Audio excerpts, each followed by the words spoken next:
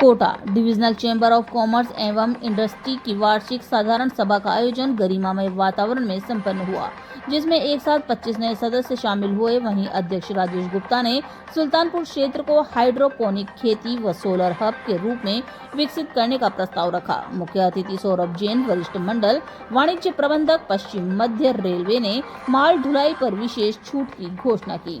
अतिरिक्त पुलिस अधीक्षक दिलीप सैनी ने व्यापारियों से कोटा की आर्थिक मजबूती हेतु एकजुटता की अपील की है। गोविंद माहेश्वरी एलन निर्देशक ने नवाचार और युवा नेतृत्व पर बल दिया। इस अवसर पर गोविंद राम मित्तल, गिरिराज न्याती, मनोज राठी, वीके जेटली, सुरेश अग्रवाल सहित अन्य व्यापारी नेतृत्वकर्ताओं को सम्मानित किया गया। कोषाध्यक्ष ने वित्तीय प्रतिवेदन प्रस्तुत किया। सभा में 108 सदस्य उपस्थित रहे।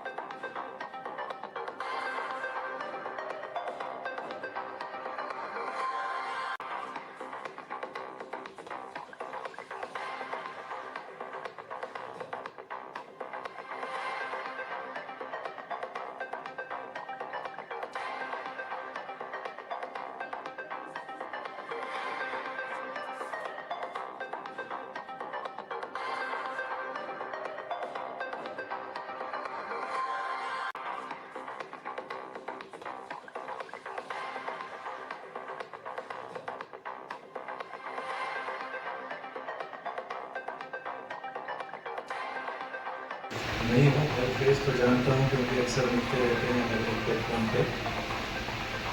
कौन सम्मानित मंच और कोटा शहर और इस आसपास के क्षेत्र की आर्थिक धुरी के रूप में आप यहाँ विराजमान हैं। आप सभी को पहले तो मैं अपनी तरफ से बहुत बहुत धन्यवाद देता हूँ कि आपने मुझे मौका दिया कि मैं आपके सामने यहाँ आकर के आपसे मिलूँ, अपनी बात पे कहूँ।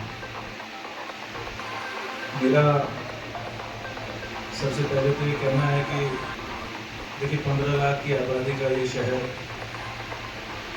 और कोई भी शहर तभी पनप सकता है जब उसमें आर्थिक एक्टिविटीज बने, क्योंकि सस्टेनेबिलिटी तभी आ पाएगी तब आर्थिक क्रियाकलाप हो।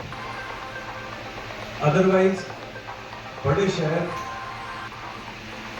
फ्लोरिश तभी होंगे तब प्रोग्रेसिव आर्थिक एक्टिविटीज हों और धीरे धीरे डिमिनिश होती है, तो शरीर की इतनी आबादी, वो शहर की इतनी आबादी सस्टेन नहीं कर पाती है।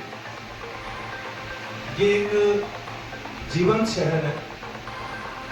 पहले कभी इंडस्ट्रीज होती थी, उसके बाद इंडस्ट्रीज का धीरे धीरे रिसेशन आया, कुछ इंडस्ट्रीज यहाँ से चली गई, नेशनल लेवल की थी, कुछ यहाँ बाहर से काफ़ी लोग आए, लेबर भी काफ़ी थी, स्किल्ड पर्सन भी काफ़ी थे। कोटा में फिर संघर्ष किया और फिर अपने आप को दोबारा उभारा। अलग अलग समय अलग अलग ट्रेंड रहे, लेकिन यहाँ के लोगों की जीवनता और यहाँ के लोगों की कर्मठता, उसी का ही नतीजा है कि आज भी कोटा फिर से दोबारा खड़ा हुआ। और पिछले कुछ दिनों थोड़ा बहुत क्राइसिस महसूस कर रहे हैं फाइनेंशियली, लेकिन जिस तरह से प्रयास सभी लोग मिल करके कर रहे हैं, मुझे पूरी उम्मीद है कि हम सब लोग मिल करके दोबारा से कोटा को उसी तरह एक फ्लोरिशिंग एक शहर बनाएंगे और एक नहीं बल्कि कई एवेन्यूज जो एक दूसरे के कॉम्प्लीमेंट्री हो, सप्लीमेंट्री हो, एक हब यहाँ दोबारा से बनेगा, जो कि हर व्यक्ति जो यहाँ का बासिंदा है उसकी अपनी कैपेबिलिटी के अनुसार, अपनी पोटेंशियल के अनुसार हर आदमी उसमें अपना सहभागी भी होगा और अपनी जीविका अर्जन भी करेगा। तो मैं आप सभी को इसके लिए शुभकामनाएं देता हूँ और आप सभी इस तरह से मिलकर के एक मंच पर अपने विचार साझा करके और भविष्य की जो रूपरेखा बना रहे हैं, उसके लिए भी मैं आपको तहे दिल से बधाई भी देता हूँ और शुक्रिया भी अदा करता हूँ।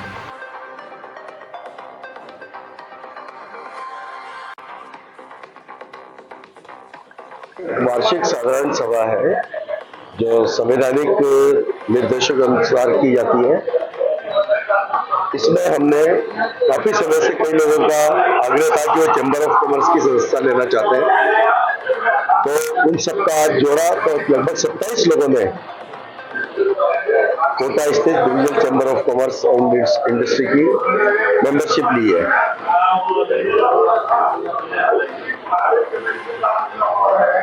डिविजनल चैम्बर ऑफ कॉमर्स के बारे में यदि आप जानना चाहें तो हिंदुस्तान का सबसे बड़ा और सबसे विश्वसनीय बिजनेस यूनियन है। सबसे बड़ा आप जिसे कह सकते हैं कि एक मार्क है जो इंडिकेशन देता है कि ये बिजनेस की ऑथेंटिक यूनियन है। उसका बीसीसीआई कोटा के लिए क्या प्रोजेक्ट है आपको लाने वाला है? बीसीसीआई का मेन उद्देश्य जो है वो सिर्फ व्यापारियों के हित के लिए है और व्यापारियों से ही पहले प्रदेश और देश के विकास के लिए। हम देश और प्रदेश का विकास किस प्रकार से हो सकते हैं उसके बारे में गवर्नमेंट के साथ में अपने सारे आइडियाज शेयर करते हैं। किस चीज से क्या पोटेंशियल कोटा में है जिसका उपयोग किया जाना चाहिए, जिससे कोटा का भी विकास हो और उस कारण से जो कोटा में उपलब्ध है उसकी वजह से कोटा का भी विकास हो।